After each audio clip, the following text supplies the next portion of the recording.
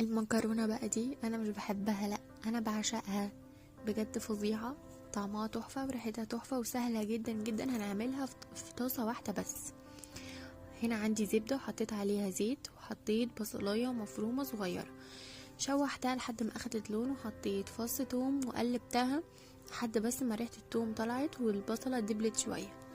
عندي بقى قطع فراخ كنت متبلاها بملح وفلفل وخل وليمون، قلبتها لحد ما استوت خالص، وحطيت مكعبين زبدة تاني على جنب كده، وحطيت معلقتين دقيق بس، قلبتهم مع الفراخ.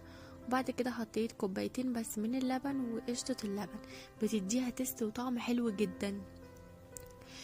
وبعد كده حطيت مكعب مرق وملح وفلفل، محطيتش بهارات كتير، المكعب المرق بيديها طعم حلو قوي.